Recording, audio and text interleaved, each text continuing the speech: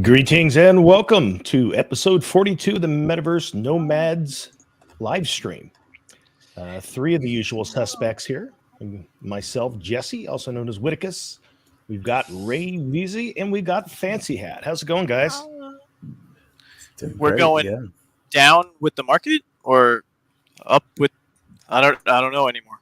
What's happening? Wait, there was something happened this week? What? There was some events? I don't know. Something happened. I don't know. We'll see what happens. Oh, yeah.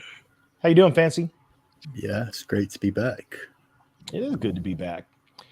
So we got some Star Atlas stuff this week. We got a little bit of Metaverse news that we'll jump into before that.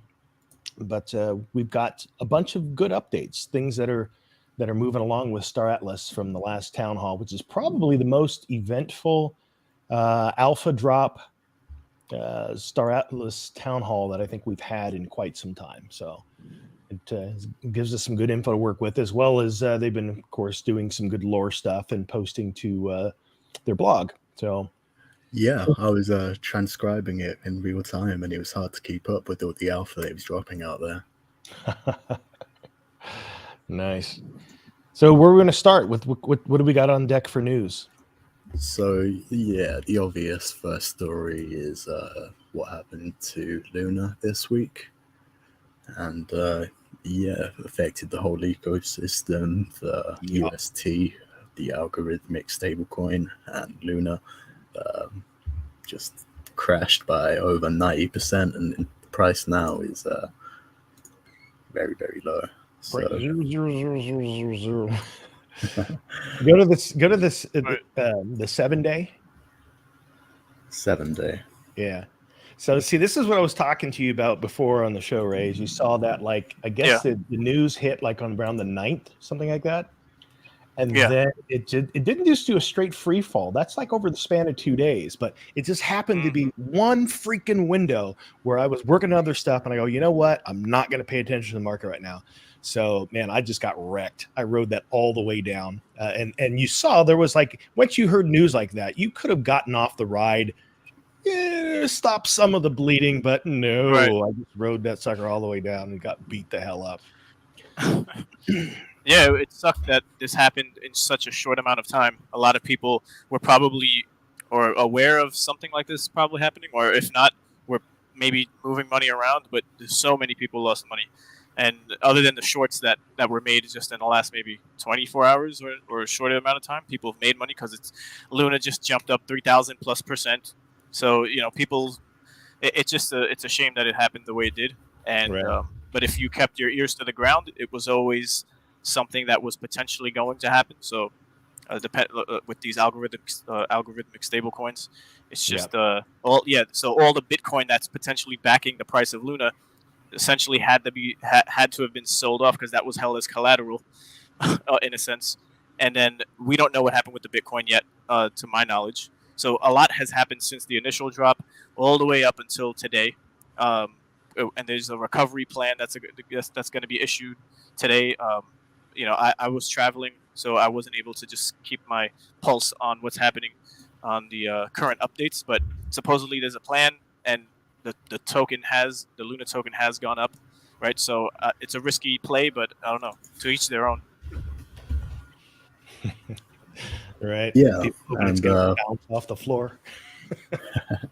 the Quan guy, CoffeeZilla did a great video breaking the whole situation down. If you want to learn more about it, that's what I would recommend. But this Daquan guy definitely didn't do any favors. He had a bet with a guy on Twitter about if the price would be lower in a year or not, and he kept on upping it because he was just so confident that the price was going to be lower. So yeah, here's a clip from something he was on 9 days ago talking about. Let's see. I wonder how many of these companies you think are entering the space just because it's hot and there's a lot of funding versus the ones that will still be here, you know, like 2 to 5 years later. 95% are going to die. Yeah. 95% are going to die. Yeah. But yeah, there's also entertainment in watching companies die too. There's entertainment. Oh man, that's so evil. At least you get to learn from it, right? Yeah. Yeah, so there's a lot of footage and even things that he wrote on Twitter that people, and it goes to show that no matter if you're a developer or a person creating a project or just, you know, co-hosts on a show, like if you're going to act in a way and respond to comments that are not in a good light, it will come right back at you. So maybe he's not as bad as all these Twitter posts and videos that he's been in. You know, maybe he's not that bad of a person, but we'd never really know. And that's besides the point, because at the end of the day, we need to know what happened with all that Bitcoin that was held, and if it is going to be used in what way to maybe salvage the name of or the continuation of whatever they're going to do. The trust is obviously not there, but if you keep up with the project, many in the past have gone bust and rebranded in a way that and they came back. So yeah, so again, to each their own with your opinions on who he is and where he came from, but this doesn't help at all either. Yeah, this story, May 11th, is one of the things that was in CoffeeZilla's video, and he was behind another algorithmic stablecoin project called Basis Cash. So yeah, it's not looking very good. Yeah, and your history records and your track record is pulled up in real time as these things are happening, or very soon afterwards. So everything is transparent, more or less, and it's just a matter of time before a system that was built has its red flags show more and more over time. And there's a plethora of comments and people who were warning about this months ago, even at its inception, right, that are coming to the surface now, and you're just like, wow. So. But there you go. The understanding of what these are and what it all means, what is algorithmic stablecoins, the backing of this all, if it's solvent or not, how long will it last? Like these things are, they umbrella everything that we do just with these games we talk about, and then also similarly could be incorporated in the economies of the games as well. So that was more of a DeFi thing.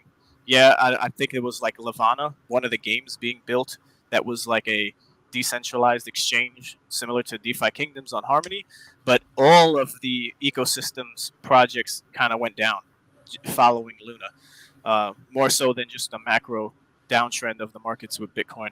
So many people, I don't know, like prayers to everyone, because at this point it's just like it's going to be a long haul to recovery. Yeah, if there is a recovery, and events like this really bring people closer to Bitcoin in a fashion. Decentralization, and you can't let people run a project who don't have good intentions. Mm-hmm. Exactly. There's a website that you can track all the major Bitcoin holders and their wallets, and they're all buying up. The top 100 wallets have been buying. And you can tell when they bought last, which was maybe at the last dip of 2018-ish, and then somewhere in between. But yeah, people keep track of these things, and it's all there. It's just it goes to show that in these times, it is a buyer's market, and for specific coins that are actually maybe worth more and more sound as a quote unquote currency, depending on what side you're on. But yeah, Bitcoin is being bought up next to Ethereum, but it's happening. Yep. It's interesting, even with what happened with Terra, like friends and family that, hit me up for advice and stuff. I tell them all the time that, hey, look, this is all still speculation. This is still a market that is so new, But I say if you are going to go the route, it's the same. And again, not financial advice, but never spend more than you actually have to lose. Don't make, in the risk for trying to create life-changing money, don't lose life-changing money, because that really sucks. But also what the guy was saying about 95% of coins, I believe that 95% of coins will disappear, but it's also different when you look at the top cap coins. I don't think that 95% of those are going to disappear, simply because they've established enough use case, they have enough projects behind them and enough communities that are supporting it. But at the same time, hopefully, there's enough checks and balances and audits and measures in place and safeguards. And these are things that this is how industries learn the hard way, man. They're just, where there's a big bloodletting. Yeah. And if you have enough like that, you would cry if you lost it, then it's worth protecting yourself. Yeah, you can cry. Wallets. I lost enough to cry, but I'm still here.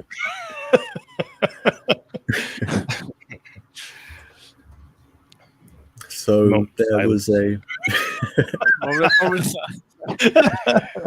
yeah, and for a lot of people, it's these major downtrends that you go through that make you just feel much better when it happens the next time. But hopefully the lesson was learned to scrape some off the top for taxes, and then also just for your own security.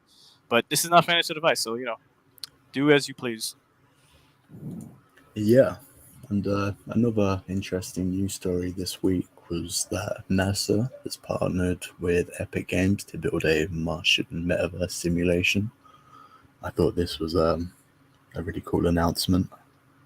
Yeah, it is cool. Yeah, and just the way everything works in like Unreal Engine 5, which is owned by Epic Games, it's all like modular, so they might build things that we could just like pull and attach to Star Atlas in future. So yeah, would you guys play something like this? That's funny, Watson.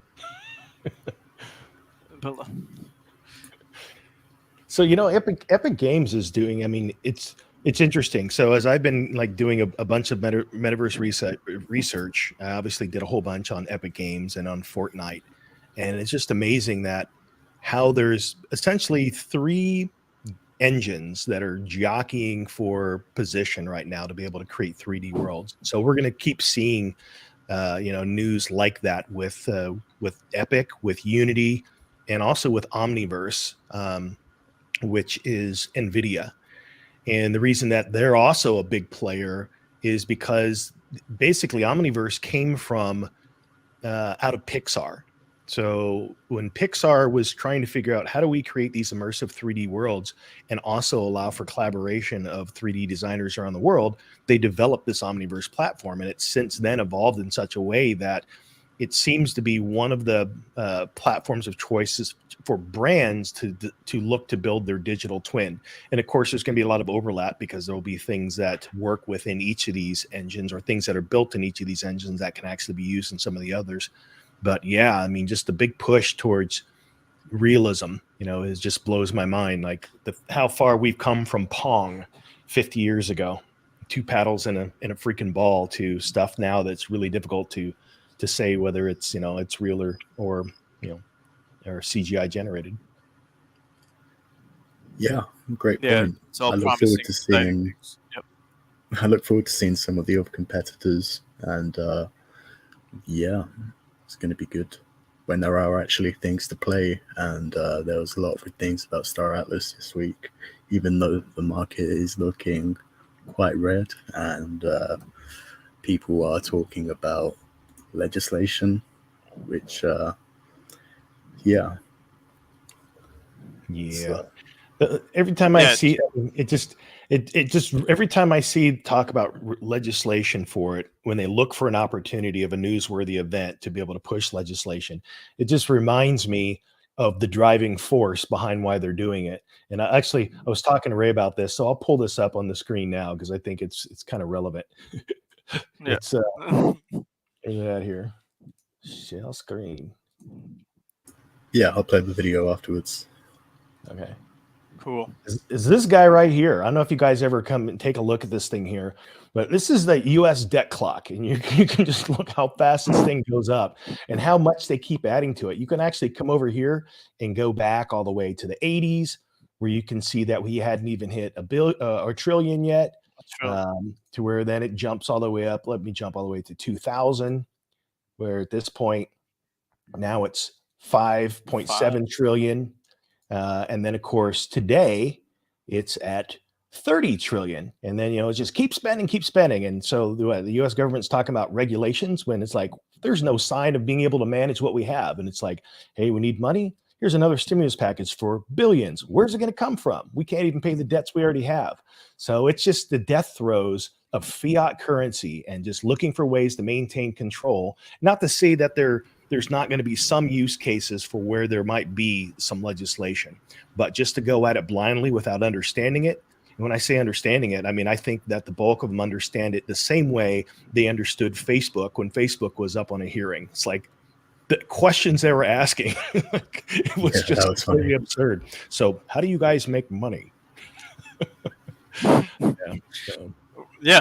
And it's just like these opportunities, everyone takes advantage of these opportunities, whether you're a retail investor or you're the government themselves. It was almost exact timing of when Janet Yellen had a conversation talking about more restrictions or protection that people need on part of themselves to help and for legislation to be passed and things to do and a timeline to do it.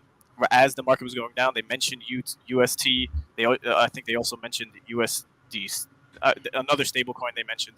And it's just like they're going to harp on this and take advantage as they see fit and as far as they can push the envelope to then have more control in the space and also benefit from it as well. So, we'll see how it all goes in the government. But if anything, it's a bullish sign, right? Again, both sides of the spectrum. We do need regulation. Like as much as I want a total decentralized, peer-to-peer, no government entanglements and hands in the cookie jar at all, it's almost like if we're left to do what we want to do and projects that are going to be creating things and then ultimately we're not knowing the intentions and then no consequences come from that, I guess that's it right there. That's your full freedom, you have full custody and self-sovereign, and you do as you do with your money, and you have to be the wiser. But if 80% of people are not the wiser and they're constantly being exit liquidity for the people who have been in the game for a very long time, then I don't know. And this is not me on one side or another per se. It's just like there's so much harm that can be done to more people, and all of the money consolidates just like we know in the traditional world into the hands of the few because of the amount of money they have and the history and experience and education from doing it. So, yeah, that was my side piece. I'm grateful for your point. I hope you will agree to work with me and my colleagues who are interested in getting something done. Do you think we could shoot for a goal of getting legislation done this year? I think it would be highly appropriate. The outstanding stock of stable coins is growing at a very rapid rate, and we really need a consistent federal framework.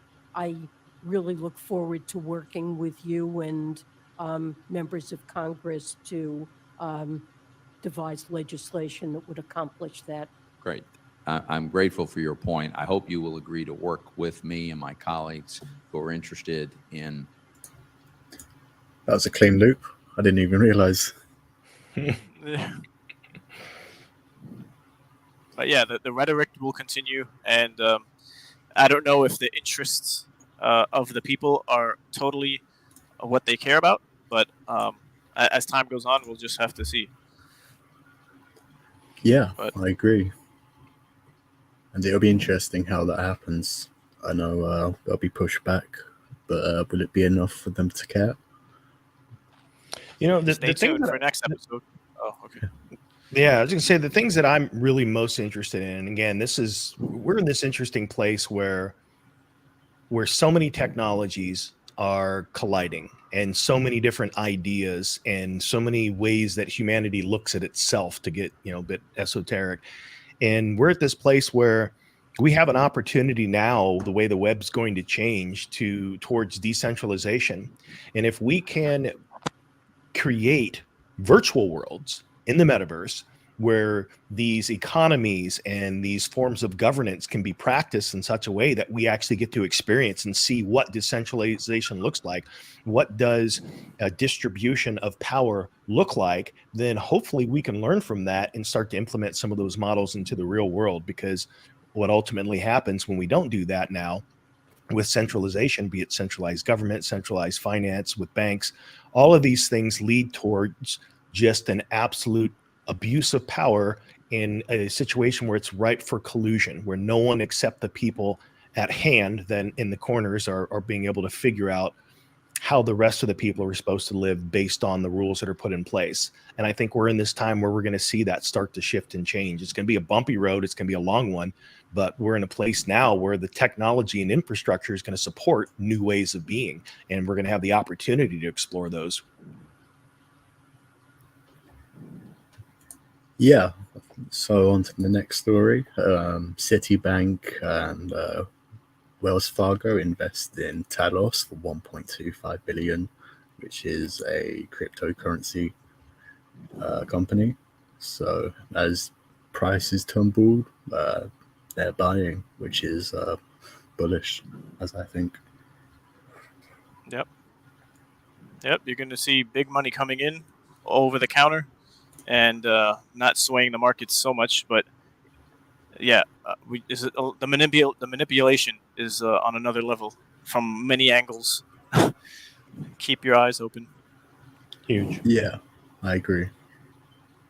So that was all I had for news this week. Let's go on to Star Atlas.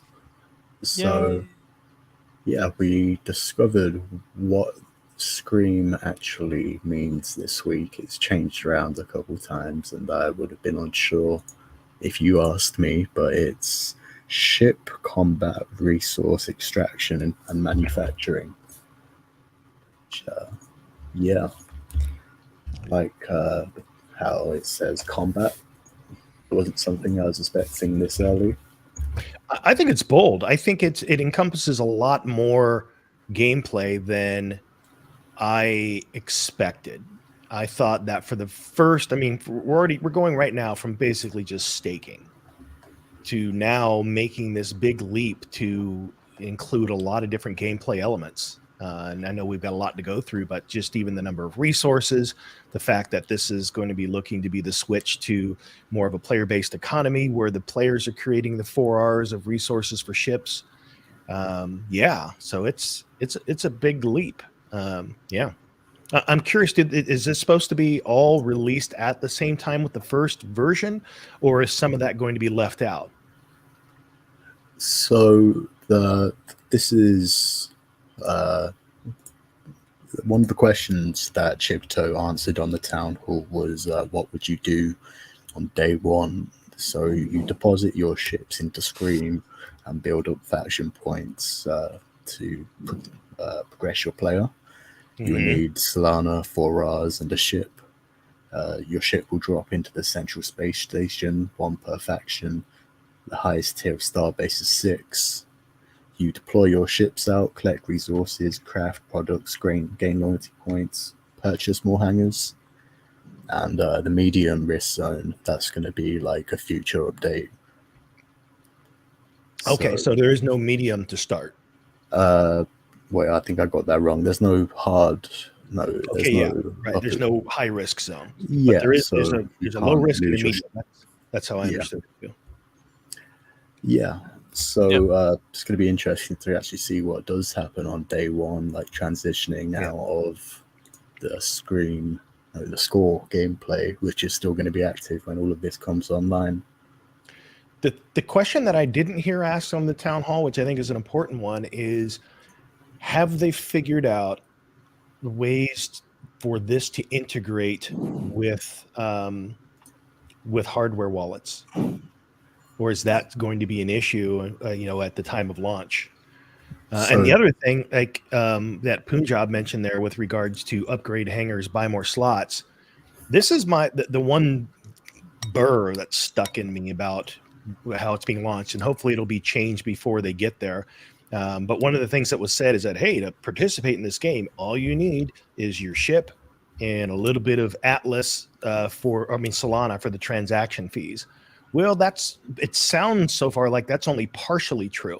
Let's say that we don't even know the hangar size, the base model hangar that everyone gets for free and what that will accommodate. So let's say that that's a large ship. What if the only ship you own is the ship above that? Well, you actually have to pay out of pocket to upgrade to be able to play the game. Otherwise you can't. So to me, that's the only thing I'm like, because the way I see it, the person should have a hangar that accommodates the largest ship they have in their fleet. Yeah, if you have just for example, a Calico Guardian and you have like a small hangar, that would be really awkward. Yeah. Yeah. And so I've zoomed in on the picture here on the screen, and you can see all of these different fleets labeled A to D. And yeah, it's all very interesting, trying to like figure out what's what, and looks very different from what we saw last week. I like the UI a bit more, but they did talk about a dark mode as well. I'd probably use that. They talked about what? Like a light mode and a dark mode. Oh yeah. What do you guys generally use? I usually use dark mode. It's easier on my eyes. Always. Yes, dark. It'd be weird to play a space sim in like light mode, wouldn't it? Right. Well, it might be better if you wanted to see things, on a white backdrop. It could, but depending on how dark it is, and then whatever ship is dark on top of dark, I guess that. But yeah, I digress. But I wasn't able to catch the town hall or read the article, so this is going to be news to me. I was just able to get the opinions and the summaries. So, but I'm excited for it, and I think the combat was something that was not expected this early on from across the space. So that's a great thing to see that they're pushing in that way to have us be able to do more than just click some more, but actually think about what we're doing instead of just clicking. Right. So, and they did mention it's very similar nature to gameplay. I guess the thing most comparable to and the thing that influenced it most is Solaris, and that's a game that I have played, and I really do enjoy that style of strategy gameplay. So that part is also, I think, really cool. Cool. Yeah. I haven't played that, but I do think it's on sale on stream right now. So yeah, I might grab that later. So this is the context of Scream on the Star Atlas issue number 7. And we're going to go through it today because it has a lot of cool things in there. So for reasons to be disclosed through the law, a veiled conflict is happening in the universe at the time of Scream. Although the Treaty of Peace is officially in force, the 3 faction guilds move their fleet through the galaxy, trying to integrate different systems into their faction, effectively creating their so-called medium risk zone. Although the factions say they are not involved with any warlike activity, incursions of Mud, ONI, and Ooster Dax have been witnessed in nearby systems. Moreover, Dax are building enormous structures called star bases, which the population of said systems perceive to be means of political dominance. This has turned into a conflict with the political powers that have ruled these worlds. Factions like the Jorvik and Ecos don't take this intrusion quietly, and clashes spread like wildfire. There have even been reports of Dax from different factions clashing with one another. The situation is getting more dire by the day. First, many star bases are pushing to bring progress to neighboring systems. Planets that were once outside of the faction's influence are now being depleted of their resources to grease the war machine. Finally, the rumor has it that Atlas secretly flows from the factions to their DAC for service. The Council of Peace is being pressured externally by the factions and internally by their political parties. Everyone in the galaxy is holding their breath. And then, yeah. So is that to say that there's an expectation that DAX will be functional by then? So yeah, the whole part about Scream being more multiplayer than it seems, that's at the bottom right here. So yeah, we'll read that when we get to it. Okay. It will be interesting to play with each other when all of this does come down to it, because if you have a big guild, you can take over a big space. Right. But maybe you take over too much, and a small guild can spread you too thin, or a load of small guilds can do it. So yeah, it's interesting. What I like about this is it talks about Jorvik and Nikos as like the natives who are going to be angry that we're like coming forward, and I do think it like sets the stage quite well for everything. How yeah, it's not as hectic as everything's going to be. People are just like starting out, expanding, and I'm assuming we're gonna jump into like the initial start of a war or something. Yeah. So it sounds like that in the very beginning that each faction, whatever faction you're related to, you're participating with. So you have your DAC, which is basically your guild. So your guild is participating, and then your faction collectively is participating to build a major star base in each of the faction territories. And then you're also looking to gain star systems within that medium zone is what it sounds like, which is interesting because basically you're creating this structure where you have conflict between the three factions without having a high risk zone, as were in the past when we looked at sheets. That's kind of how we saw it, as the high risk zone was a separator, but now it sounds like a lot of that will be happening within the medium risk zone. Yeah, well, there is still medium risk zone that is just free or inhabited by the natives. I don't see why they would go to a harder place until they need to. Yeah, and also to work out game bugs before you have people risking their ships out in deep space. yeah, that's that for sure. So, who wants to take on the macro game logic of Scream? Sure. Is that here? Yeah.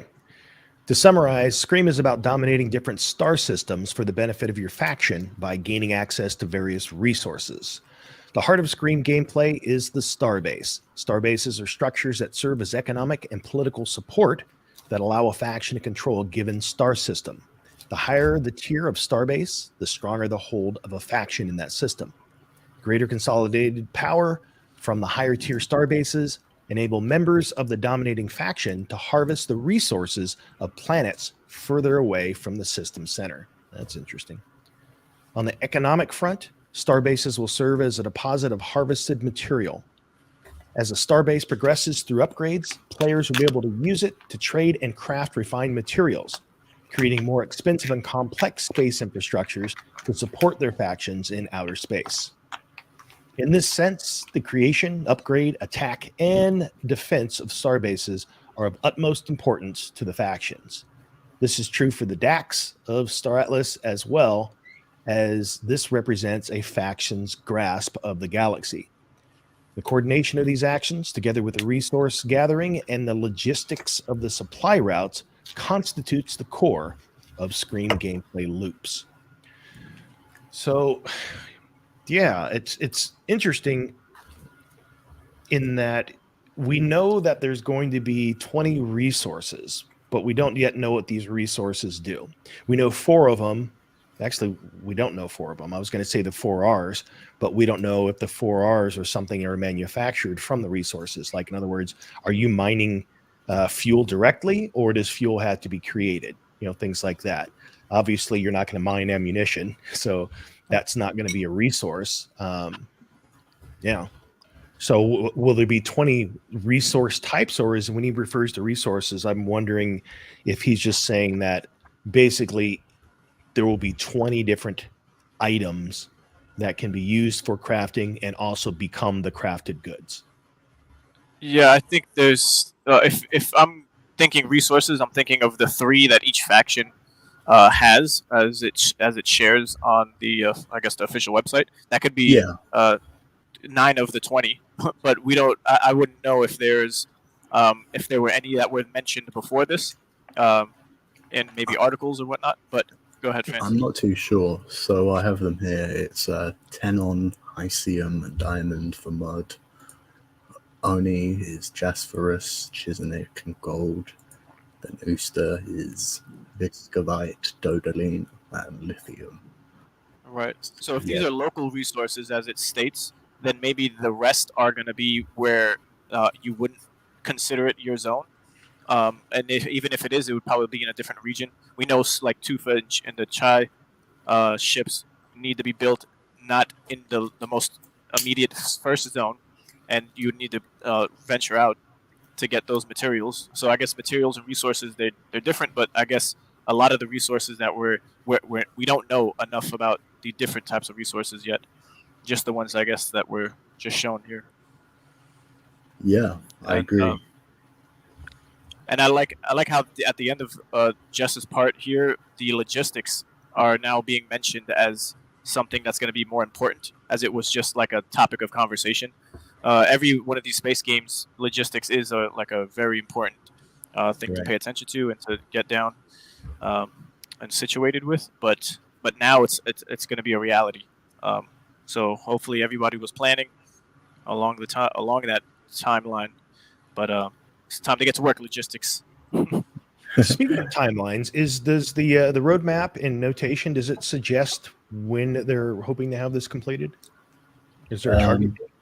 I don't think they're going to tell us a date, even if they were sure they would. Like, things can happen. Yeah, I they mean, learn that the hard way. But do we think it's Q3, Q4, Q1 of next year? Well, in the town hall, I believe they said they have like 6 feature releases this year, including like a referral program, the showroom,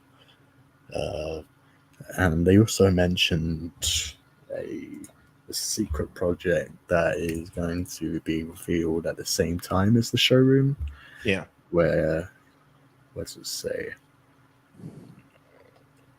I'm trying to find the quote.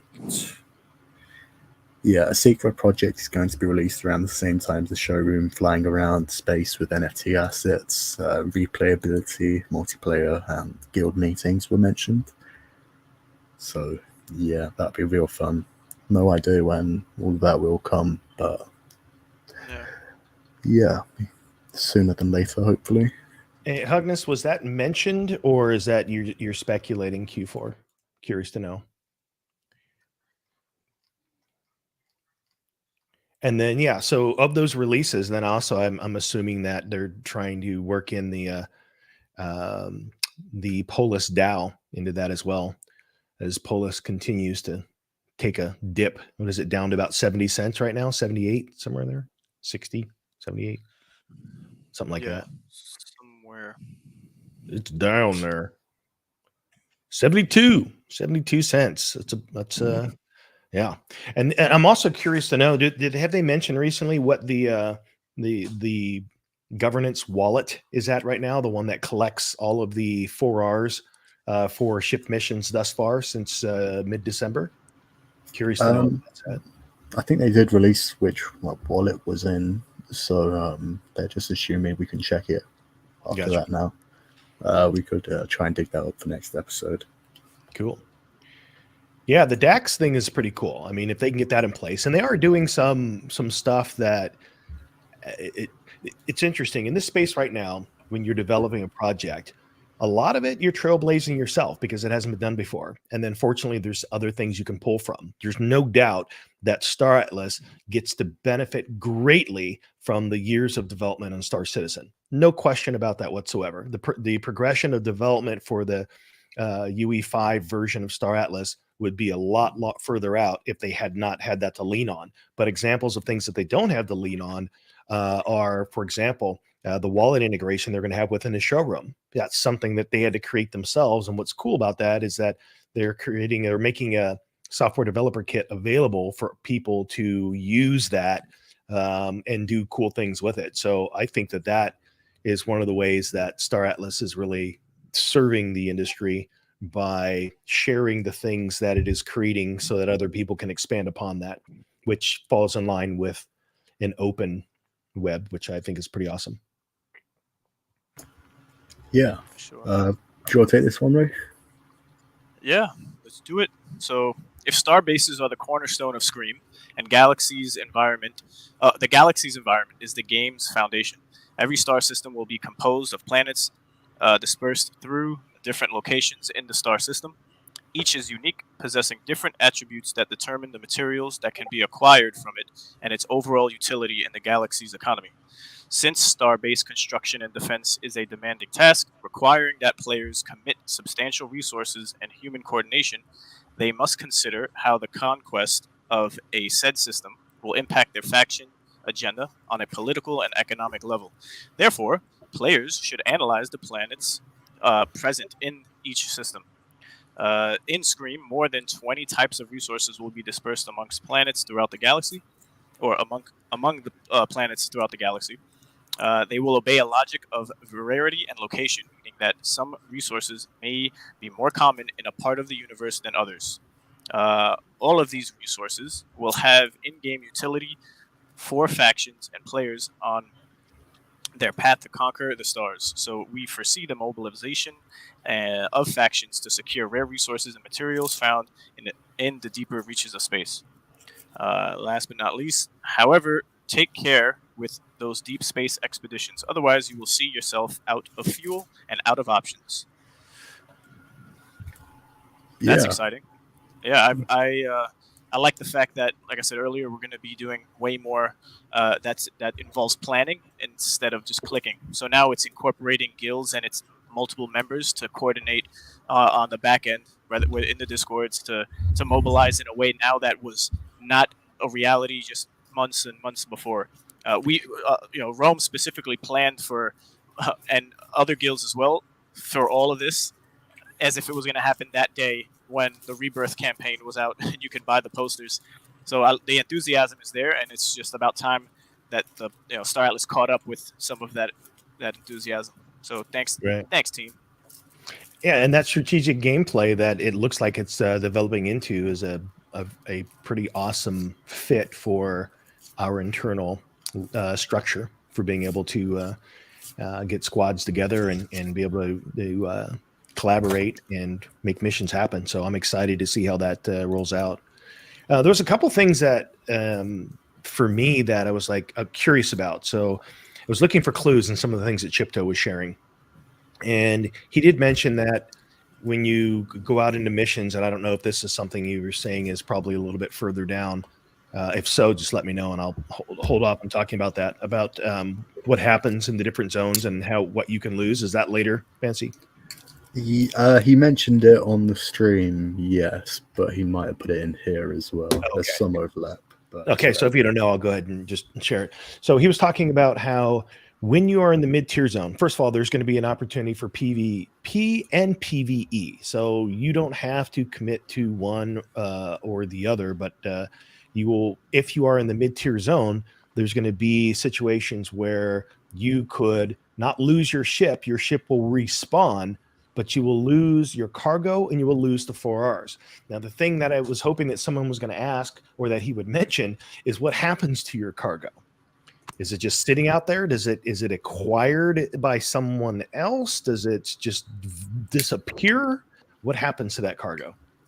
Well, if you got a whole ship of stuff. They have a tracer beam, I believe, so you can pull things in depending on its size. So it could possibly just pick it up like coins after defeating something. Mm-hmm.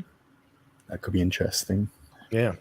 If there were just pieces of like scrap just flying across the universe forever, it would be quite buggy, I imagine.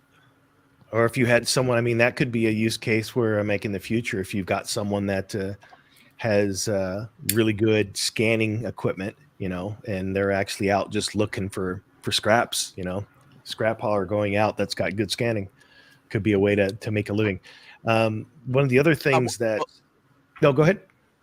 No, I wanted to make a point on that. It would be cool, as we had Chipto on before. I think I suggested it, or maybe someone in the comments, or one of us.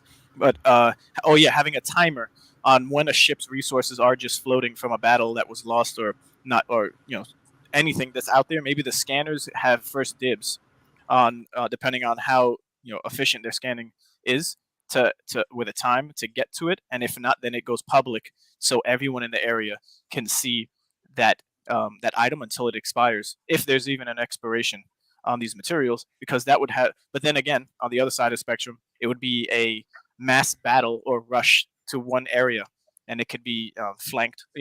There's pros and cons to it. I could just keep entertaining the thought, but it would be cool if only scanners were able to have maybe the ability to, and there would be so many that it's not gonna, I guess, sway the whole game in a way that favors scanning compared to you just being out there and falling upon these resources or these things to pick up. Yeah, that was just a thought. The other big question that I had is related to like resources is at what point we will have an understanding of how much cargo each ship style can hold. For example, and maybe it's just maybe it'll be something like, we know there's going to be 20 different types of resources. So maybe there'll be like a chart that says this resource takes up this much space for 1,000 of them or something like that. And then compare it to, like, if a person's out there trying to haul resources on their X4, it's not really going to work very well. But then again, if you have a freighter, what is the difference in capacity between what is it? Which rainbow? Is it the rainbow? Ohm? Is it the Ohm? There's a couple of them. The Ohm is transport. Yep. Yeah. So the Ohm is carries goods. So how much can it carry versus the other freighter, the one that looks like a tanker ship? Thimblebios. Yeah, like how much? What is the carrying capacity of that versus the other? Also, what is the carrying capacity of that ship that you just showed there versus, say, a Calico Guardian? A Calico Guardian is not meant to haul stuff, but you would think it's going to have some cargo bay. So, I'm curious to know, because it sounds like that's going to be an important piece of the game. You're going to have combat, and you're going to have manufacturing, and then of course. He did mention that, for example, that each different type of class of ship will have some bonus based on or some special utility. For example, the bombers are the one he uses as an example. How a bomber, if it's bombing something, it's going to obviously do a lot more damage towards us. And I think he said starbase. So does that mean that we will actually be doing PvE in that regard, like trying to take other bases? So this section may go into it a bit more. I'll go with this one. So let's discuss some of the mechanics of Scream. The first and most prominent aspect of the gameplay logic is that as you play, you will burn resources. Your fleet will need fuel to fly, toolkits to repair the damage, ammo to engage in combat, and food for the crew. Acquisition of these resources will occur through the gameplay loops. This means that players will always be fighting two silent enemies. The maintenance costs, like in Score, and the opportunity costs, a new additional particular to the logic of Scream. Unlike Score, there will be no guarantee that your ship's earning will outweigh the maintenance costs. Instead, your contributions to the faction and your overall in-game choices will determine whether you profit or lose in your galaxy adventures. You have no guarantee of success in your Scream expeditions. There is also no reward without labor. You will be facing citizens of the galaxy who are not particularly pleased with the Dax attacking their territory, and players of other factions who will be fighting to achieve the same opportunity. Most importantly, there can only be one winner in each battle, hence the necessity to make the best choice with the available information and coordinate your Dax members in a crucial aspect of Scream.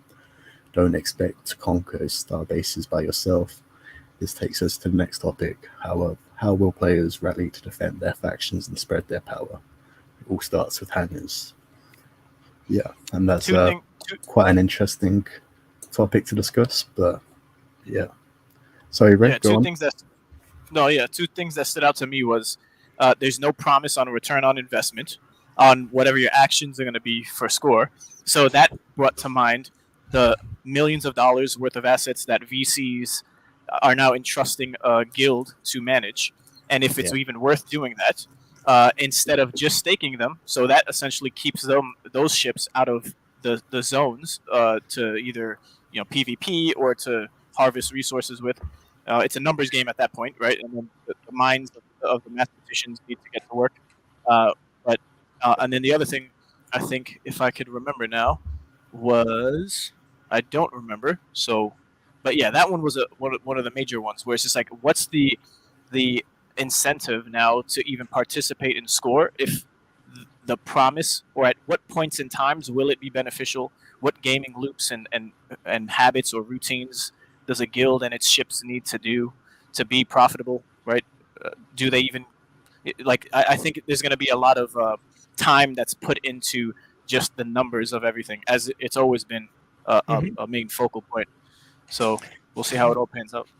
There is, and I mean, and I know that I have a long history of being critical of certain things, and what I am critical of here, and I've mentioned this before, is when I look at a project as a whole, I look and I listen to what is being said from inception. And I always go back to one of the things that I heard that was implied on at least 3 different podcasts was that the initial expectation, and that paraphrasing, but Wagner said that a reasonable expectation for return on investment is about 1 year. That is where we're at, like within the first week or so of score being released. But as it stands right now, anyone that bought those original ships, based on what payout is today, not including what the actual cost of maintenance is about 7 years. That's a big delta. And so now, if all of a sudden you go from that to where there is no guarantee of any earnings, and because you have two different programs, Scream and Score, drawing from the reward pool, it's he already mentioned that reward pool is going to go down on Score. So now for people that were as investors that said, hey, look, I want to support this project. I like what the leadership is saying. These are reasonable expectations for a return. But now that is nowhere even in the playbook anymore. So what do you tell your investors when all of a sudden your message changes that dramatically from what it was back at the time prior to ship sales?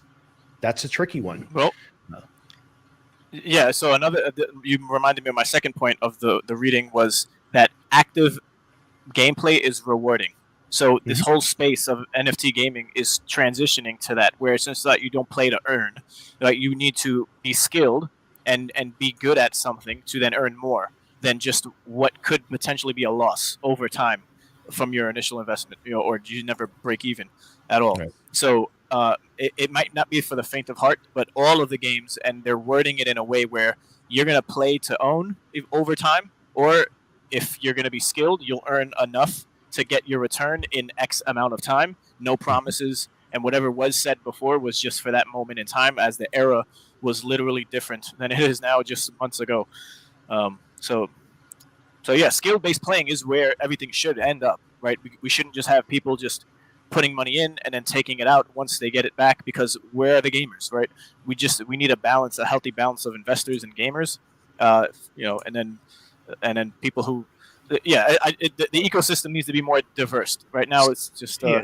I agree that there should be an element of skill, but also if you're going to be charging, $10, $20, $30, $50, $100,000 for assets, and you're suggesting that there is ROI, that, and in that framework where you're pitching it, the marketing side of it, but you're not saying, hey, well, right, but our plan is also that eventually it will require that you must do all of these things, otherwise it won't happen.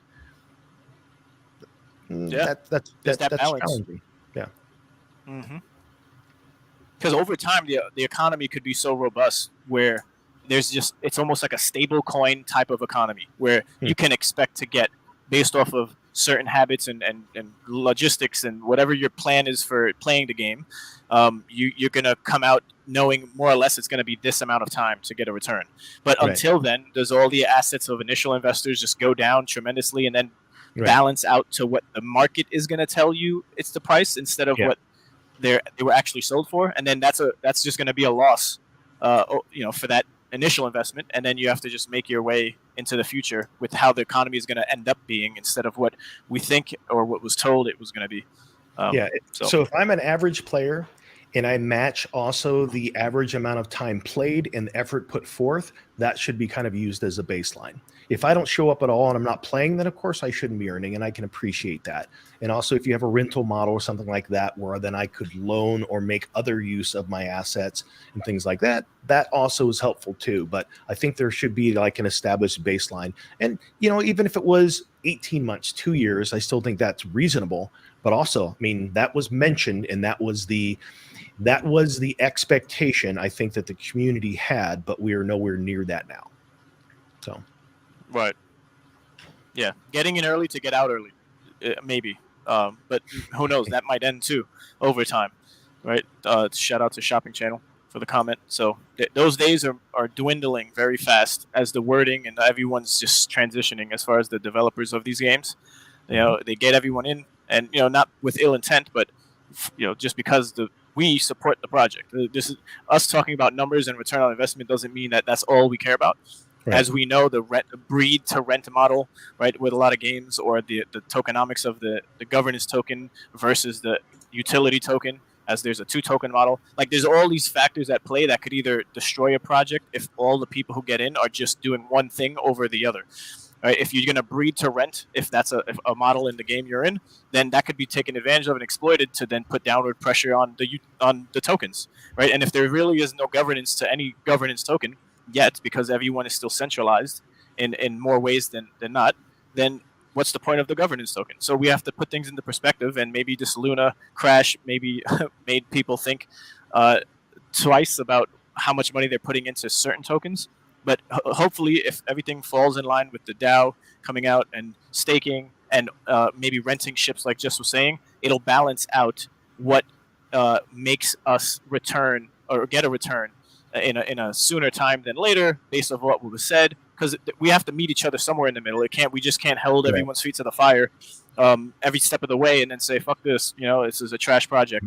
Because 80% of people do that, and then there's much more promise in the future for these projects than just when you got in and then when you want your return on investment. And what you're saying is important, because the thing that we do have to remember is that projects in development do need the flexibility to pioneer and pave the way. But at the same time, in my humble opinion, it's also equally important to remind a project and a project lead, the team, of their message prior to launching.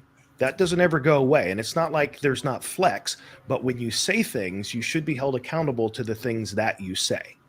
And again, the progression that I have that I follow with this is that the team is doing pioneering stuff, and I give them props all day for the stuff they're doing, and it's amazing. And I love this project. But I can also say that there is a disconnect between some of the early message and where we are today, and it's never been accounted for. And then you lay on top of that the fact that there's been a bunch more ships that have been sold that have further reduced the value of the existing ships, because now you have this surplus that you flooded the market with. But why, if we're not at a place yet where we need it? Well, some might say, well, we need to raise capital. Well, Star Atlas, and Wagner himself specifically, has said that they already have more resources than they can deploy. So it's not a resource factor. So it's just a matter of, I'm going to pay attention to the message that has been shared all along, just to make sure that we're tracking consistently with the message that was delivered. That doesn't mean that development is not going to zig and zag and discover new things and all of a sudden say, hey, we have to scrap this and do this, but it should be an ongoing conversation.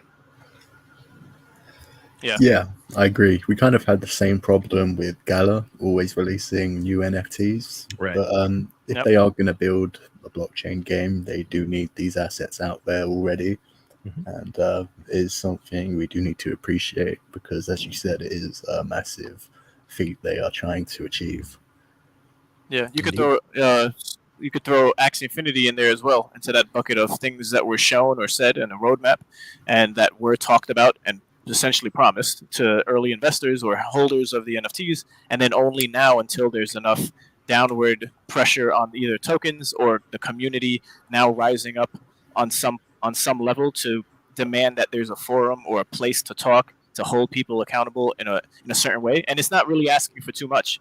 I guess it's if it's the team that's keeping up with it, then at the point of when the community demands, then it could either be too much because you weren't making the right moves along the way, along with development of the game, to then match what you said earlier for those community members. Because now everyone's just following the carrot on the stick until what there's an agreement, or people just have to leave. If you don't want your NFTs and you don't support the project, you just get out. I guess that's an option. So, Ron Megry, to your point here, they did say that they were going to release 120 ships over the year. However, they also said on many, many occasions that they would be adjusting the reward structure, and there has not been a single adjustment. So there's that balance. Yeah. What do we got?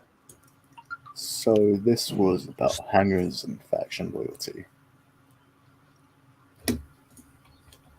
Back to the juice. The juice.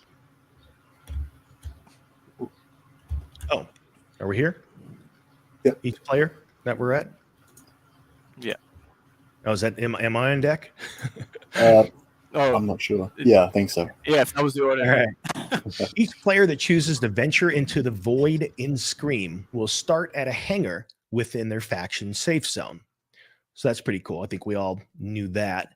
The hangars are critical structures in Scream, as the number of hangars a player has determines the number and class of ships the player can play.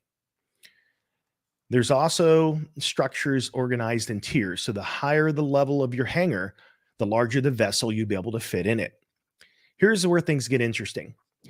You will need to play and work your way into acquiring hangars that allow you to deploy certain kinds of vessels into the gameplay, like Titan ships, for example. Also, players are not permitted to purchase new hangars with Atlas.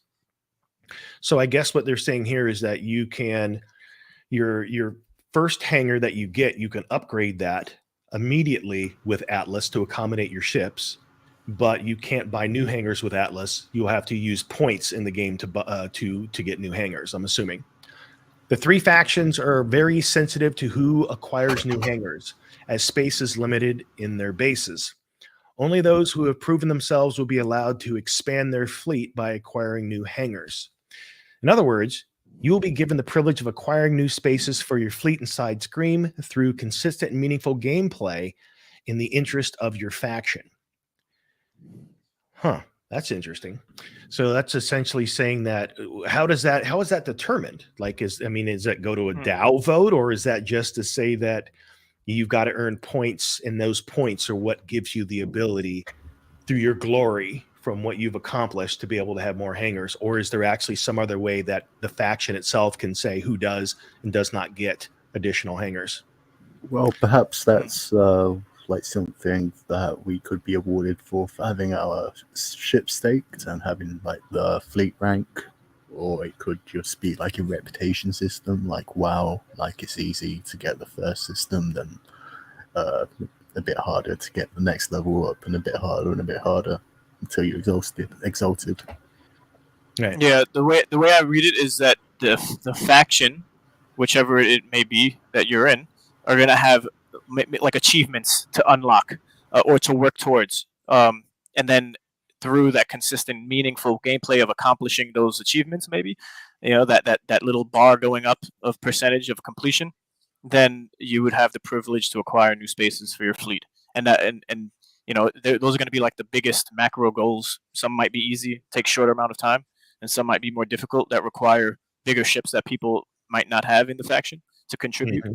So it'll be interesting to see how or what those achievements are, what you need to do to have the privilege of acquiring new spaces for your fleet.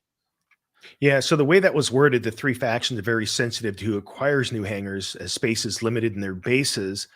Only those who have proven themselves will be allowed to expand their fleet by acquiring new hangars. So I guess what they're saying is it's not necessarily a faction vote kind of thing, but when you have proven yourself, probably through the point system that they're going to have, that is what then allows you, because they did mention a point system. They did mention that that's how you get new hangars.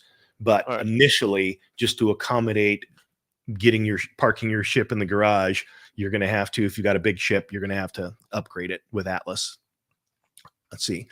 In-game activities will bring recognition for you with your faction. You will need to work hard on this front to succeed in Scream. Your standing with the faction will be measurable, and aside from helping you expand your fleet, will also serve to calculate your rewards for your services on the faction's behalf in Scream, along with other in-game mechanics.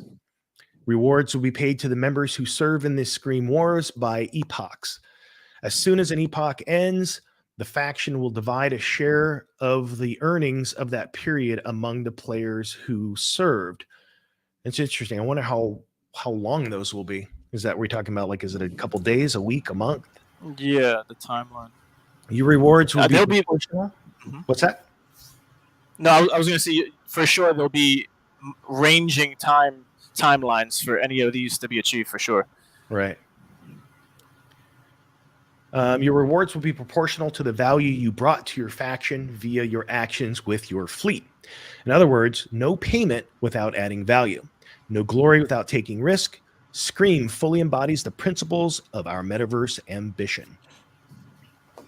Yeah, that is interesting. So it seems like rewards will be I'm not sure how long an epoch is, but instead of getting earnings every second in score, this will be like a larger sum paid out over a longer period of time repeatedly, which is quite interesting. Yeah, it is interesting. I mean, again, depending upon how long it is. I mean, if a person is really wanting to become a play-to-earn style gamer in the metaverse, obviously they're not looking to wait months before they can actually get a payout to decide whether they're going to, as Punjab mentioned here, reinvest what they have earned to be able to upgrade their ability to earn more, or if they're going to take a percentage out of the game so that they can actually see a profit. It becomes this balancing act. So yeah, the timeline of how long those epochs last, if that is going to be one of the primary methods. Now, the other question is that the primary method for gameplay that involves battle? Because it's my understanding, based on Chipto's language, and we hope to have him back here on the show to kind of explain some of this stuff. He's traveling right now.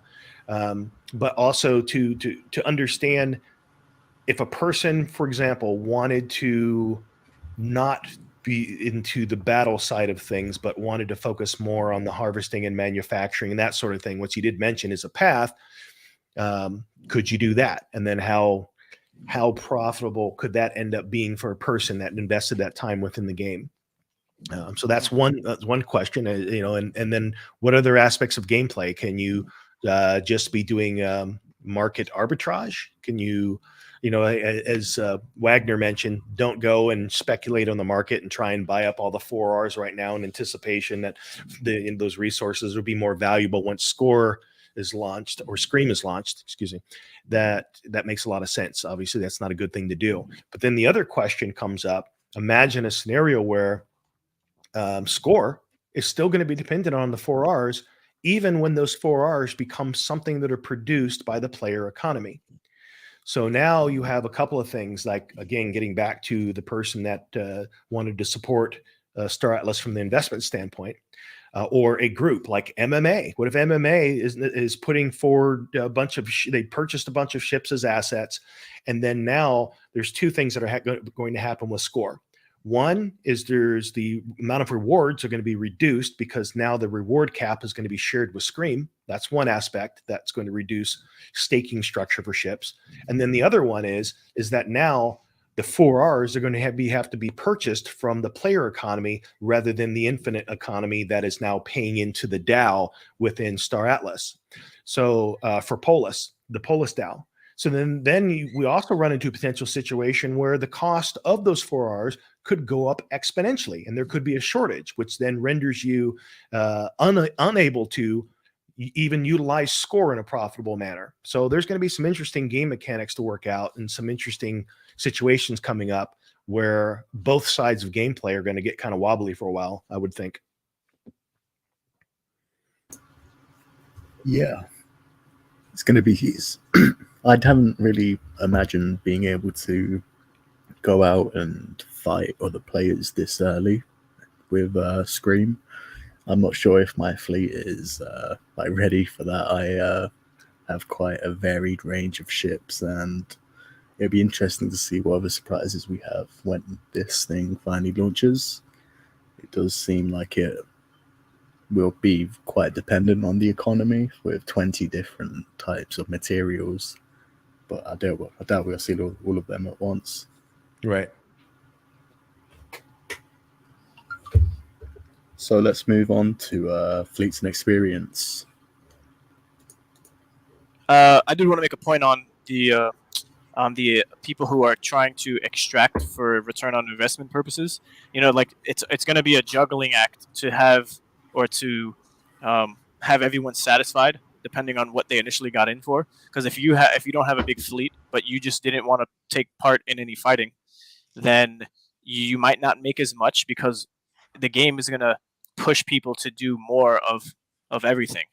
I'm thinking you could specialize in something, but that's where you become an asset to a guild who needs you to specialize in that. But as an individual, you might not fare that well just hanging out there saying, no, I'm a lone wolf. I'm just going to do some transferring of goods and services, right? Because you might get attacked. You'll have no protection. You'll always be known as that guy just traveling and being susceptible to attacks.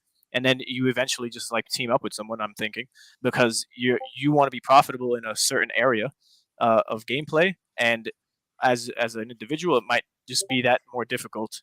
It's possible, right? All these things are in the realm of possibility, but it's not promised, as it was mentioned earlier. Just overall, making a return playing score. So that was my thing. But here, continuing, as we have stated, everything in score revolves around playing it. So therefore, the measurement of effort you put into the game will reflect your experience within the system. Your progress in the experience ladder will enable you to control more fleets.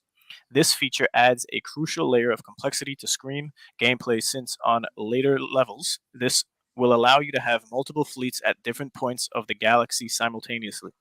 This is especially important considering that Scream is oriented to faction objectives. As a result, war will be fought on many different fronts, requiring players and factions to spend their armies and fleets through multiple systems and make tough choices about where and when to engage with enemy forces. But if this wasn't enough of a perk, experience also has other uses in Scream. Another impactful aspect of it is that it increases the rate at which you accrue right loyalty with your faction. Okay, so the more experienced of a pilot that you are, the more your fleet will impact your faction, which will affect every activity that benefits your standing, as such as your gains in by epochs and all other features mentioned above. Yeah, so I mean, it sounds like they're going to be working some of those aspects in the gameplay, such as the loyalty, the badges. It was mentioned that there's going to be a bump from those that are poster holders, the early supporters. And to Monk's question here, I'm curious about the bonuses that you get for keeping your ship staked. What do you get for having a veteran or higher fleet? That's completely unknown at this point, but it would be curious to know if that actually does something for you in the game, being that these are two separate programs, because technically once you unstake from your score fleet, it no longer has that rank for time staked. But does that mean that ship carries that over? Does that ship or is that something that's specific? I think it's specific to just score, meaning like as soon as you unstake it, it's not so good. One of the things they did mention too is that the game is structured in such a way that it is better for you to have all of your ships in a single account. You will actually level faster than you will if you try and spread them out so you can have multiple fleets. So yeah, I'm in a situation where I have two just because I was using a different one just to kind of measure some stuff. So now I'm thinking about moving that back over to my main wallet just to put it in play. But again, the other things that we don't know is like there's some of the things that we got as bonuses for the ships, like you got a captain. Does that play a role? Does the jackets, the jackets that we got, will that give bonuses? You got a Taigu, you got some things like that. What role do those play? Yeah, it's going to be very interesting. Yeah, the sooner the better. But I think all of this that we're reading and going to be involved in the near future is going to give the team enough time to maybe postpone a lot of these detailed things or modules that were talked about being a reality, because they're going to have to now have some resources and attention going towards nerfing and buffing certain habits, certain routines, certain resources, and the like. So, yep. Yeah, one bit I wanted to read from the multiplayer bit is another feature that we particularly enjoy is the multiplayer aspect of the game. In addition, in Scream, you may organically cooperate with players from your faction to fulfill the in-game objectives. By coordinating with your guild members and the faction members as a whole, you'll be able to reach new heights of efficiency and success. Scream is heavily oriented towards multiplayer cooperativeness. Yeah, so the emphasis on teamwork is great to see, and it's going to really rally people around their guilds that they've been a part of for so long, and it might propel some to leave other guilds to then join a different guild, depending on how long and if they were around and active enough. So that's an interesting. That's a whole other part of the game. I would also be curious to know, like, will guilds can a DAC have hangers? In other words, can you that'd be an interesting way to create kind of a support mechanism for a guild, is to be able to invest in adding hangers or scaling hangers so that you could make those available to your guild members. Well, if you could only get them as an individual, new hangers, maybe you can donate or contribute them to the DAC, right? And then it could be upgraded quicker than you as an individual can do it, which would then further grow the guild and its missions to accomplish. But can DACs also get points? Because somewhere earlier on, it was talking about DACs being a crucial aspect of things, and how there's I seem to recall that there was some form of reward system that DACs themselves were able to receive. Yeah, well, if that is the case, then that's fine. But I'm leaning more towards the DAC has to be contributed to by individual players, which is the guild, and that there goes that teamwork aspect of the game where you'll excel much quicker, and then maybe the potential to earn is greater if individuals of a guild are able to accomplish as individuals and then contribute to a DAC instead of a DAC just being created and then a whole bunch of hangers being acquired. Yeah, here it is right here. It says, finally, rumor has it that Atlas secretly flows from the factions to the DACs for their service. So it seems like there's a way that DACs themselves, like your DAC will be rewarded. And then, of course, it's up to your DAC leadership to probably figure out, and your DAC as a whole, as governance, to kind of figure out how you're going to disperse, distribute, or reinvest those resources. Yeah, and then to Raw Mega in the comment section, the fleet ranking when you pledge them, if you still gain the fleet ranking when you pledge your ships to Scream, or start from scratch. And then there's a developer for the Cyberkongs community named Owl of Moistness, and he is also working on the land staking contract for Axie Infinity as a contractor. Wait. What's his name? Owl of Moistness. So he's been in the community for a long while, and he goes into the name and the purpose of the name, but it was just like an Xbox, I think it was back in the day, or a Reddit forum. He saw the name of someone who was who wrote something and he thought it was cool. So besides the point, there's already something called and I might be butchering it, but there's a lock mechanism to an existing contract that he created, which is a smart contract where your VX Kongs, which are interoperable with Sandbox and other platforms that you can use your VX Kong with or for, based off of the initial NFT, which is a 2D Cyber Kong, right? So the whole point of me saying this is that assets that you have as NFTs can be locked in a contract. In this case, it would be the staking of our ships, and then simultaneously they're secured and they're not being transferred out of your wallet, but you're able to sign transactions and do other things while they are staking, as we're talking about now, playing the game. so you wouldn't forego any history and experience that you would gain for your ranking when it comes to ship staking. And although this is all on Ethereum, not sure what devs and the Albert Einstein brains are behind with Solana, but if something similar could be made, it's totally happening right now with assets on Cyberkongs and their lock staking. And in their white paper, it goes into detail, and they even have the GitHub information for people to check out and to use. So yeah, just knowing that's a thing I don't know how the team is going to go about it with Star Atlas, but it would suck if you just had to get back out of staking, lose your rank. But then, but then we have Wagner saying on Twitter, like, make sure you keep your rank.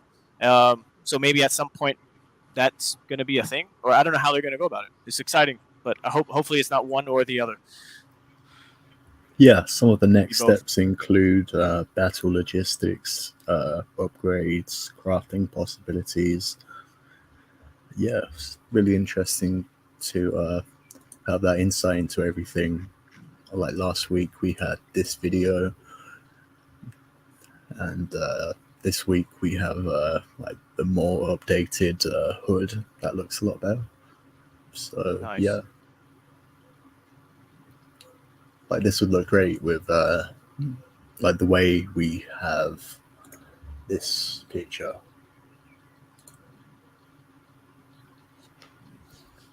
It's hard to imagine how it's all going to work out, but so yeah, well, that picture there, when I see this, I don't think of the entire. I see this as one system. You have you have your big star, you have your sun in the middle, and then you have a number of planets there. So this is just this is one planetary system. Yeah, let's have a look at the other one. That's where the other one. Let's see here. So yeah, it'd be like this, for example. Looks like it, yeah. And are they showing that as if it's the center of one faction? Let's take it back a bit. So that was just one little dot in the center. Yeah. Okay, so basically we're looking at one planetary system within a region within a faction. Yeah. Mm-hmm. And you well, there's two. So the zooming in here, there's another sun just north of this system here. If you go back and it's zooming in, you see one above. So there's two essentially in that shot. I don't know if you could time it perfectly, but yeah, bam, see, so on the top. Mm-hmm. And also you see how they're showing you those jump points in that. Let's look at the blue. Let's say that blue faction. Right. ONI. So that's the ONI faction. And then right now it's showing 1, 2, 3, 4, 5 different jump points. So those are probably star systems within the faction. But then there's a layer that isn't mentioned is that, remember, because it goes faction, region, then star system, then planet. Right. So it looks like that one place that it jumped to, and I guess maybe those are just showing a jump points, like going from here to the others. Yeah. Through that jump ring there. Warp is too far. I like how it goes in. It spits right back out in the same direction. Yeah, I'm curious. It didn't show any pop-up of where you'd want to go. Like, I'm thinking you could choose. There could be a little drop-down menu on what if you wanted to go to a specific star system within your faction. It just bounced you, So I wonder if they're going to implement that. You have the actual choice. That red dot. I wonder what that is. Maybe the center? Is that it's like a flashing red cargo? Dot.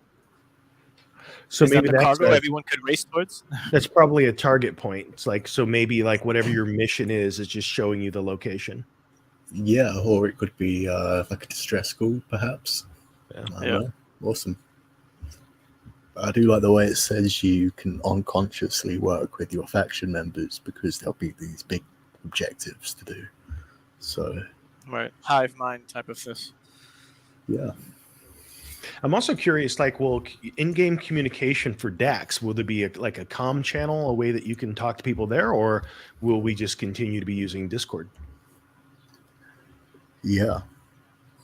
So these are all star bases here, and the original star base that we land in for the faction, that's level 6. and the highest level is level 5. So just to start off, you're in this like overpowered place that's safe, which is assumably where you are going to have all these low-level quests. Be interesting to see how fast you can like speed out on like a fresh character out into the high-risk zone when that's available. Mm-hmm. Yeah. What do you think? Another thing, You see warp and health. So we know what health is. I mean, obviously, it's the health of your ship and how much needs to be repaired. And is warp? Is that? I mean, is that just trying to be a representation of fuel?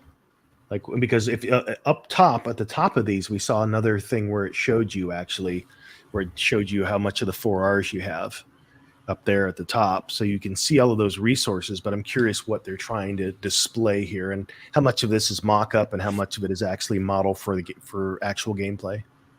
Yeah, it might be a bit maybe annoying remembering all these planet names.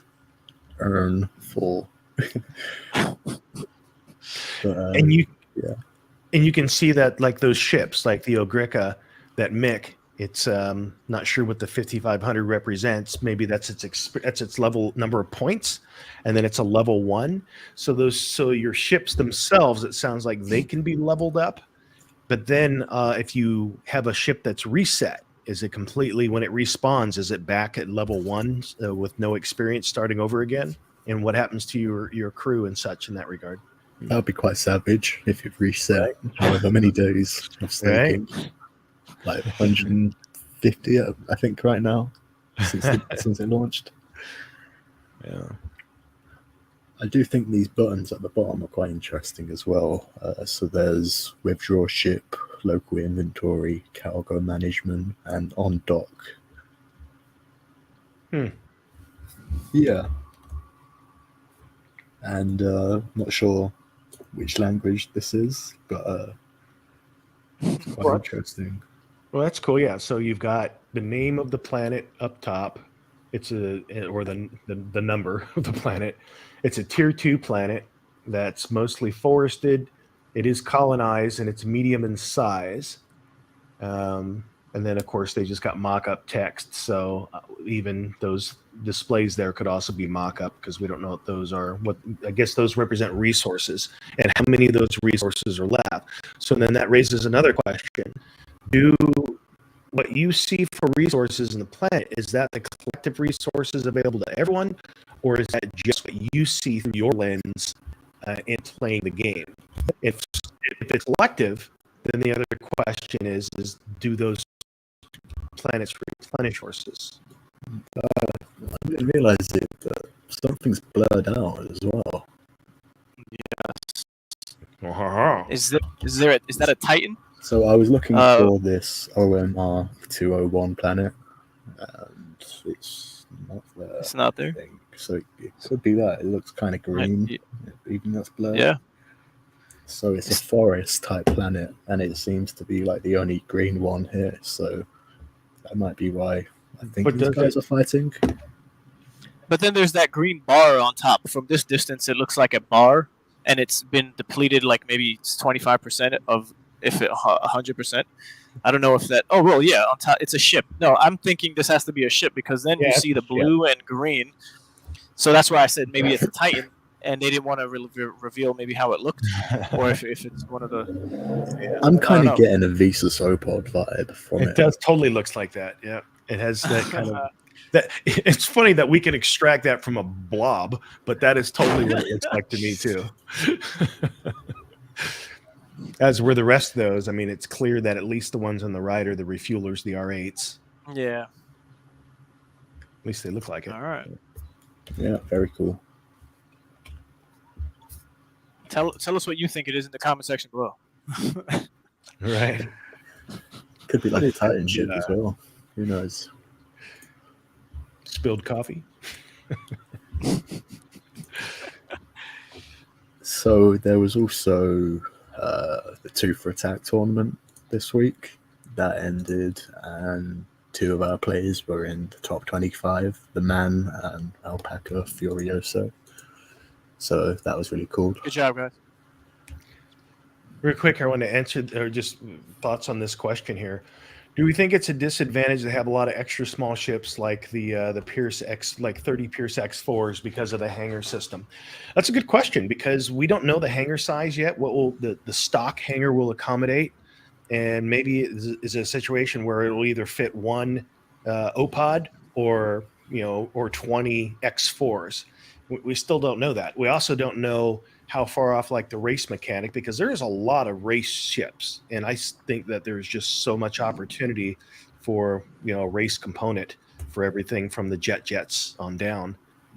So yeah, hard to say, and it's also hard to say like what utility a small ship's going to give you. But I can't imagine they won't work that in because this is the entry point for the game. You have to make it so that a person can show up with an extra small ship and actually have something to do. Right now in Score, it's really, really tough with an extra small ship because unless you're manning your staking around the clock, you're going to miss out. And also because the staking amount's really low, yeah, it's really tough right now. There's not a whole lot of incentive for you to participate in Score with an extra small ship. Let's put it that way. The way I look at it is if you can fit like one Visa Sopod into a hangar, you can probably fit like 20 PX4s in there. Right.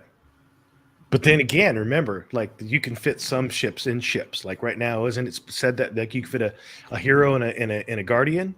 So does that mean that if I can fit a guardian in my hangar, can I also put one of my heroes inside my guardian that's in the hangar? You can put a PX4 in the hero. Right. It's just like Russian dolls. Get them all stacked up. There you go. Then bam, surprise attack. Right. Just keep opening up. Here's another one. So yeah, shout out to the man Alpaca for Yeah. There was also the sandbox competition, and we're just gonna look at some of them because they're really cool. So this is one Michael shared.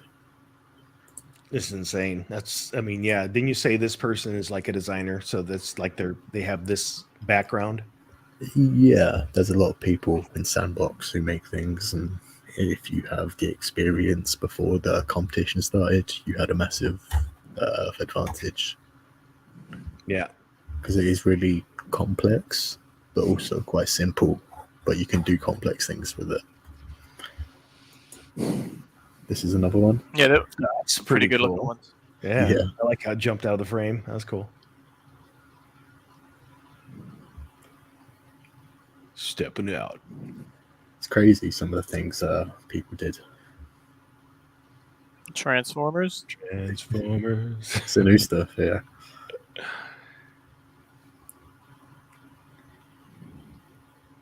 There you go.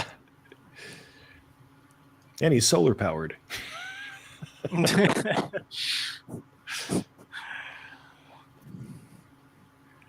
Any of you guys do the sandbox competition? Yes, we have one person that jumped in there, and I know you're going to show us yours at some point here. Yeah, I could put it up.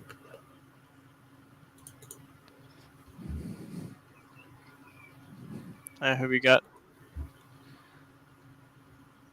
Check it out. This is Fancy Hat's entry. How's that, man? Oh, I like them. Yeah, it took a lot of time. Yeah, it looks really good. When I uploaded it, I had to change it to a GIF, and that kind of compressed it. So the one I submitted isn't as high resolution, which bothers me. I might have to resubmit one. But yeah, I had fun with it. Work on that. Nice. Now all we need to do is win first place and buy a Titan ship, man. With all those with all that sand. Yeah, that's cool. That one's so cool. The long tail I built that after, and it's hard to animate things if it's one big piece and long. But yeah, people came in with the idea of animating. I kind of made a statue that looks good in a couple positions, but yeah, it's cool. It took some work. Thanks, guys. The details. So there's a ton of really good submissions. yeah, it's going to be hard to get 2 and 3 are all really, really good, and the rest are kind of, they're good, but they're not as nice as the top 3 prizes.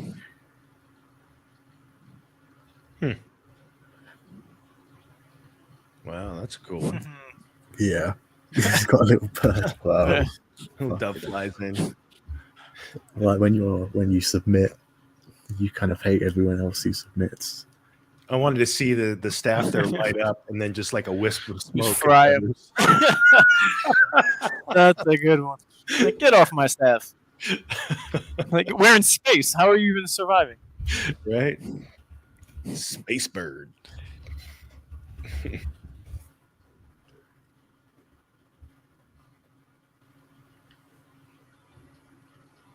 That's me.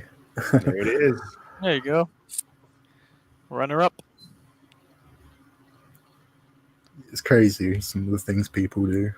Some people did like ships as well. Mm-hmm. But I think that's not what they asked for, so they might not get let through. They asked for NPCs. Yeah.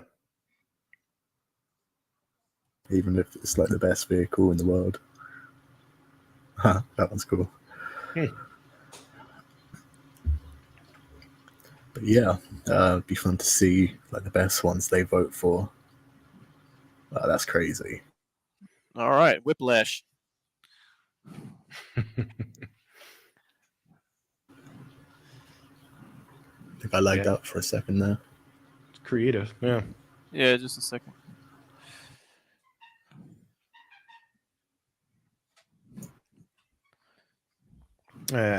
What else we got, man?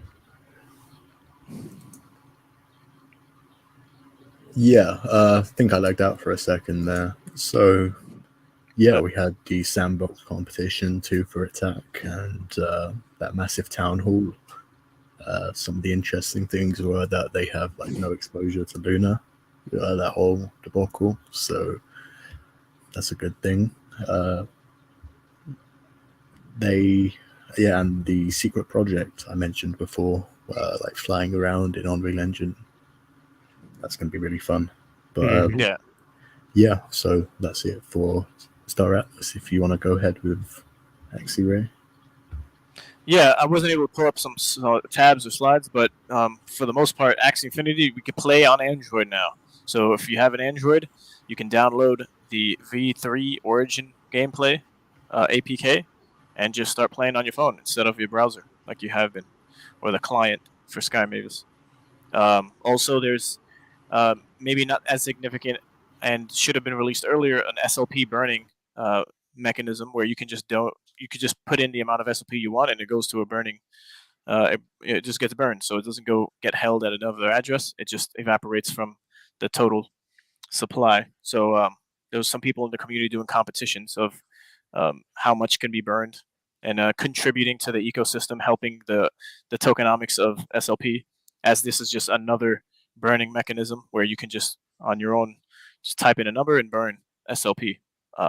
So yeah, and other than that, we're just waiting for land staking, and it's going to be promising if we can play V3 land on our phones, just as we are with the battling V3 gameplay. Whether it's similar to other games, you just harvest. You can craft, and we have photos and things of that were released from the team. So yeah, I'm excited for that, where you can start actually earning and contributing to an economy, just like we're doing now with Star Atlas. And then on the DeFi Kingdoms front, although everything just took a shit as far as the markets and the prices, the team is still sound. They officially doxed every member of the team on a YouTube live stream just like a week and a half ago, if you missed it. And they have enough money, even with the prices where they're at now, to keep going. And they are very adamant and punctual when it comes to, maybe not every project is going through something or the other. But for the most part, I think they've bounced back from that initial Jewel exploit of minting Jewel. And, just the macro stuff is kind of putting a heavy weight on a lot of projects. because at one, well, I can't speak for everyone else, but if markets go down, a lot of people just disassociate from keeping up with projects and what's being developed. They just take a step back. Yeah, and then other than that, Nyan Cats, they have a new game. I don't know if you could pull it up fancy, but I showed the trailer of the first trailer that came out, and then there was an actual gameplay footage. It might be pinned on their Twitter, or if not, one of the most recent videos that were uploaded. But either way, Joe, check out the Nyan Cats. This is a Solana game, and they actually have a game footage. I think Kagi-Jan on YouTube and others might have covered the footage. It's pretty cool. I think minute and a half or 2 minutes of actual gameplay. So we see a lot of these games developing in ways where you're going to be able to do things with what you've purchased in some way. So this is promising compared to what we're coming from, where it was just a bunch of promises and conversation and maybe just clicking. I think that was pretty much it for me. Nothing's coming up other than that. I have other projects I'm involved in. Fancy birds. I'm renting out my birds, and I'm breeding my Genesis birds. But that's more of like a speculative type of project partnered with Illuvium, and it's humming along. And they're going to build on top of arcade type games for birds, an 8-bit type of game situation. Undead Blocks was another project we had the executive director on, and they're releasing their beta on the 26th of this month, where you're going to be able to play with your friends, shoot up zombies, first person zombie shooter. Yeah, and I'm looking forward to just being able to play these games and not feel like it's going to take 10 years to do something with what I bought. I agree. So yeah, I think that seems everything we had today. A lot of the noise this week has been about the Terra Luna stuff and just general market sentiment. But yeah, we're still here, and we'll be here next week as well, at the same time. Same time, same bat channel. Yeah, also, if any of you guys are... Go ahead, Ray.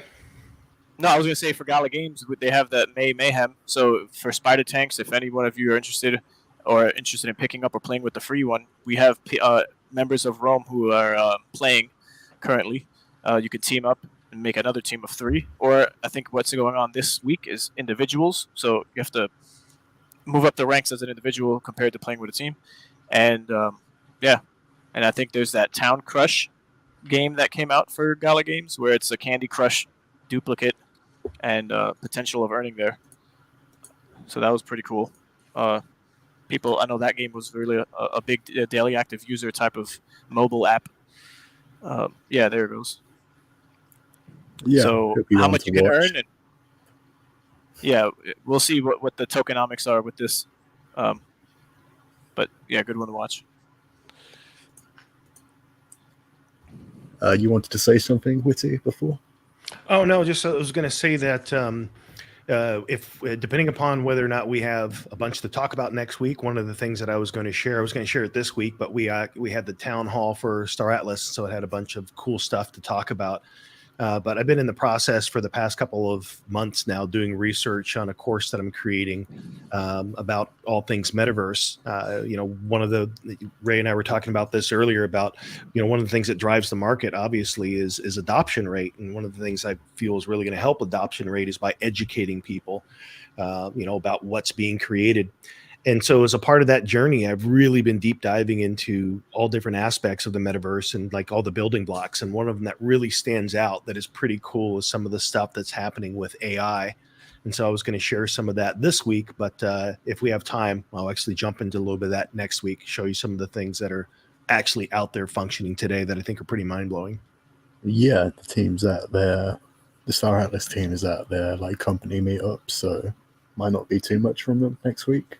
Unless they have something planned. But yeah. Sure enough. All right, guys. Any final words? Or are we wrapping it up? Yeah, it looks like it. Thanks for watching, everyone. Cheers.